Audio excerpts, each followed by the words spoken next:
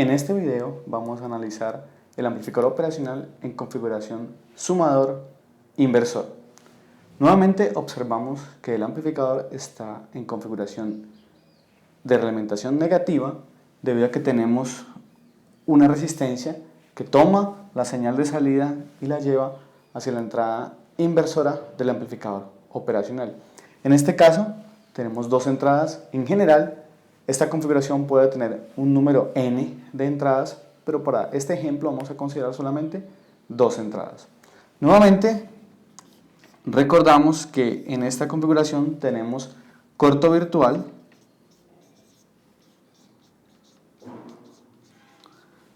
y asimismo tenemos un consumo nulo de corriente en las entradas del operacional.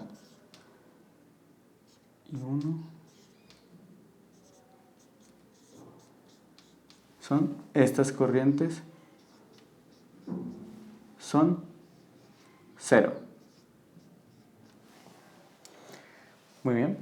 Debido al corto virtual, sabemos que tenemos en este punto 0 volts. Entonces vamos a tomar esta parte del circuito y vamos a generar un circuito equivalente, en el cual tendremos la resistencia R1 en serie con la fuente B1, tendremos la resistencia R2 en serie con la fuente B2. Y sabemos que en este nodo tenemos un corto virtual con tierra.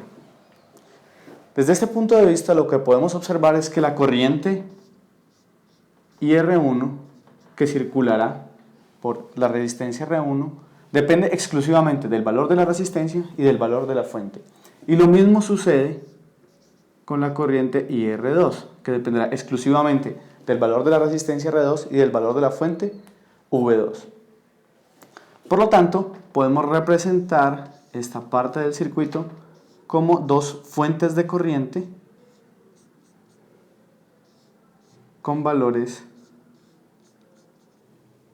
IR1 e IR2.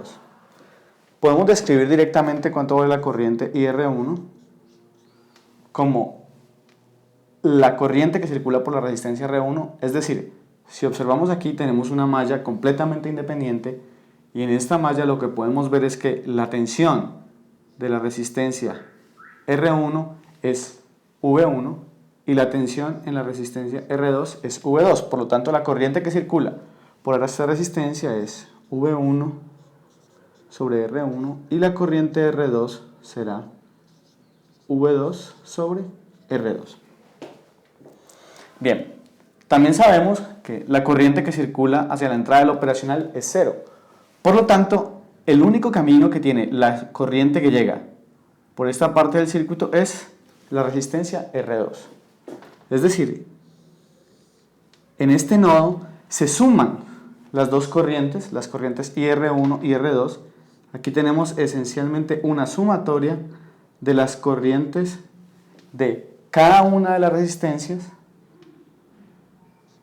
sabiendo que n vale desde 1 y en este caso hasta 2. Es decir, aquí tendremos la sumatoria de todas las corrientes, de todas estas fuentes de corriente.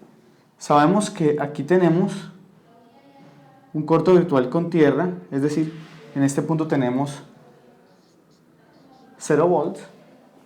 Y sabemos que el único camino que tiene esta sumatoria de corrientes es circular a través de la resistencia Rx. Y finalmente llegar a la tensión de salida que tenemos acá, a la carga.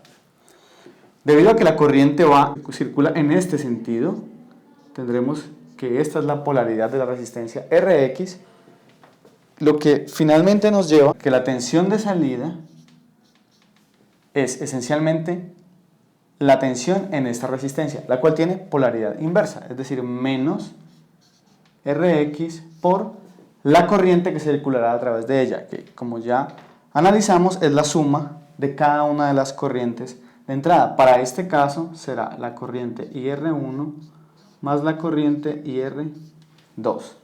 De esta forma tenemos que la tensión de salida es menos Rx por la tensión B1 sobre R1 más la tensión B2 sobre R2. Con lo cual ya tenemos la descripción de la tensión de salida en este circuito con respecto a las tensiones de entrada y a los tres parámetros del circuito, que son la resistencia R1, la resistencia R2 y la resistencia Rx. Es importante notar que aun cuando esta ecuación de transferencia de tensiones entrada-salida nos dice que este circuito suma ponderadamente las tensiones de entrada, en realidad lo que este circuito suma son corrientes. La variable física que suma son las corrientes y lo realiza en el nodo de entrada. Ahora vamos a ver la simulación de este circuito, en el cual para este ejemplo tenemos tres fuentes. La fuente B1 tiene un voltaje pico de 5 volts y un desfase de 180 grados. La fuente B2 tiene un voltaje pico de 7 volts y un desfase de 0 grados. Y la fuente B3 tiene un voltaje pico de 5 volts y un desfase de 0 grados. Como podemos observar, la fuente B1 y la fuente B3 tienen la misma resistencia de entrada. Por lo tanto, estas dos fuentes deben cancelarse y deben sumar 0.